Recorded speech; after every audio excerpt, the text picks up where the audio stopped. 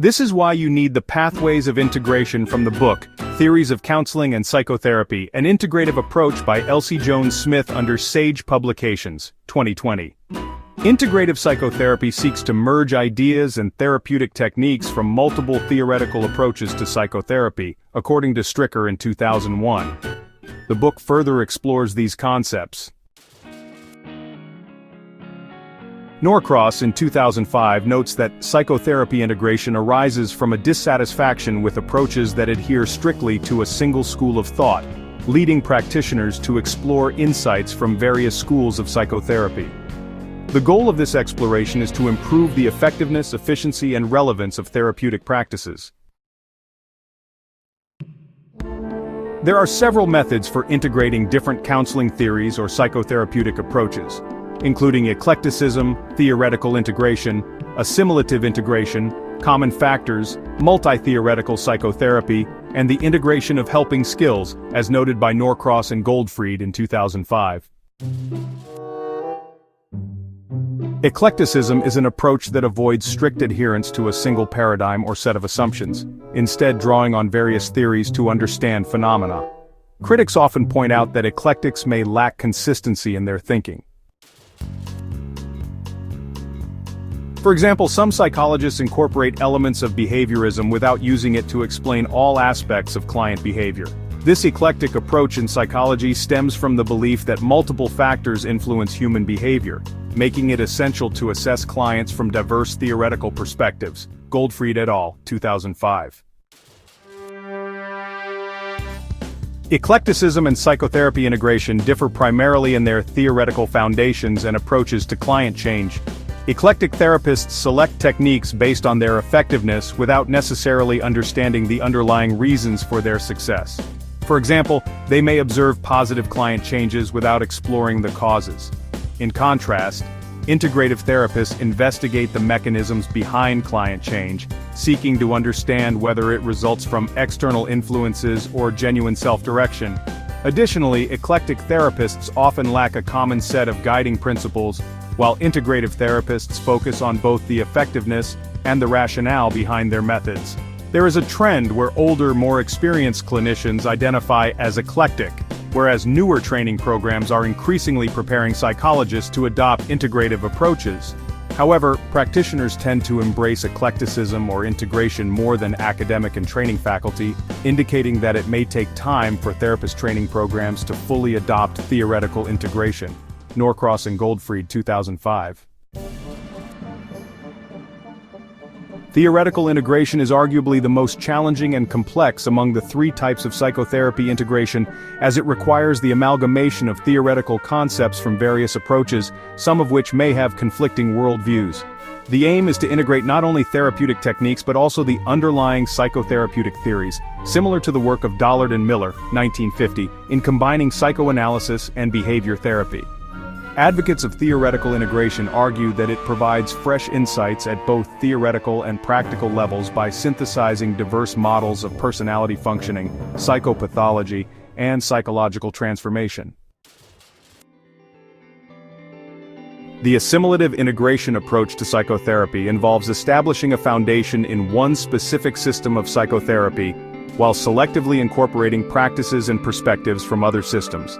Assimilative integrationists utilize a single coherent theoretical framework as their core, but draw on a wide array of technical interventions from various approaches. Notable practitioners who identify as assimilative integrationists include Gold, who introduced assimilative psychodynamic therapy, Castonguay and colleagues, who advocated for cognitive behavioral assimilative therapy, and Safran, who proposed interpersonal and cognitive assimilative therapy. Assimilative integrationists contend that integration should occur at the practice level, rather than the theoretical level. Most therapists are initially trained in a single theoretical approach, and over time, many gradually incorporate techniques and methods from other approaches. Typically, therapists do not completely abandon the theoretical framework in which they were trained.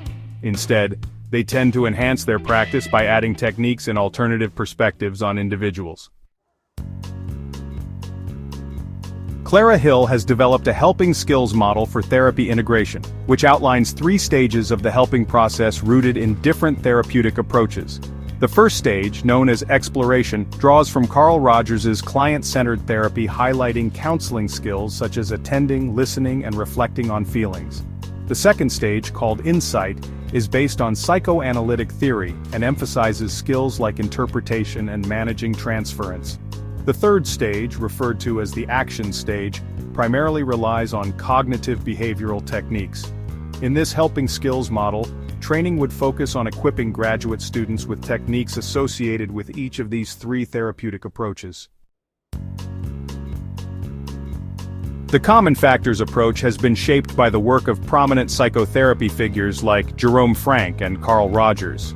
Rogers' impact on common factors research has been particularly profound, as his core conditions, or the essential elements needed to facilitate client change, have become a foundational part of training for most helping professionals. Over time, scholars have expanded Rogers' necessary and sufficient conditions into the broader concept of the therapeutic alliance. This alliance is a critical factor across different counseling approaches, serving as the key element that encourages clients to continue therapy consistently. Research on the therapeutic alliance has grown extensively, with over 1,000 studies documented. The integrative psychotherapy movement has gained momentum due to evidence showing that common factors, such as the therapeutic alliance, client expectations, and therapist empathy, play a more significant role in treatment outcomes than the specific techniques tied to any single theoretical model. For example, interpretation in psychodynamic therapy or cognitive restructuring in behavioral therapy. In fact, the relationship between therapist and client holds far greater importance than the particular methods used during sessions. The common factors approach aims to identify the shared elements across different therapies, with the ultimate objective of developing more streamlined and effective treatments based on these universal components. This pursuit is grounded in the idea that these shared factors contribute more significantly to therapeutic success than the distinctive techniques that differentiate one approach from another. Yalom suggested in 1989 that psychotherapy theories often serve to ease the counselor's anxiety when facing the complexities of therapy. Theories presented in this context are meant to offer perspectives on how others have understood the therapeutic process.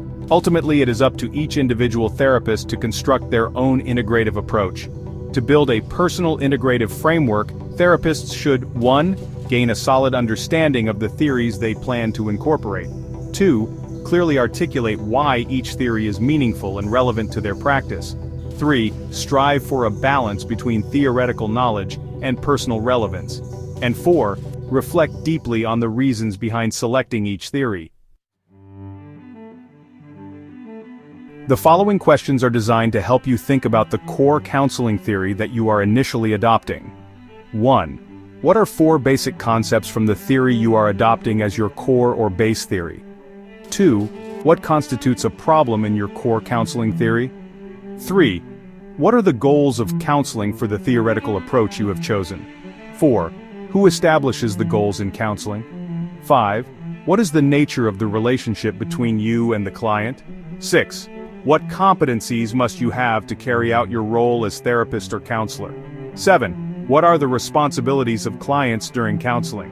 What is expected of clients? 8. What can the client expect from the therapist? From you? 9. What is your position on therapist self-disclosure? 10. What are some of the main values held by a counselor with your theoretical approach? 11. Using the theories you have selected to be integrated in your therapy approach, how do you want to be as a clinician? 12. How comfortable are you in expressing your emotions during counseling? 13. What is it about your personality and your personal history that leads you to believe that a particular theory or group of theories form a goodness of fit for you? 14. How have your personal ground, personal attributes, and life experiences affected your choice of a personal theory of counseling? 15. What techniques will you use from your chosen theory or group of theories? 16. How does your theory take into account diverse cultural groups? And 17. How does your theory take into consideration political, social, and economic factors that lie outside the client, external factors?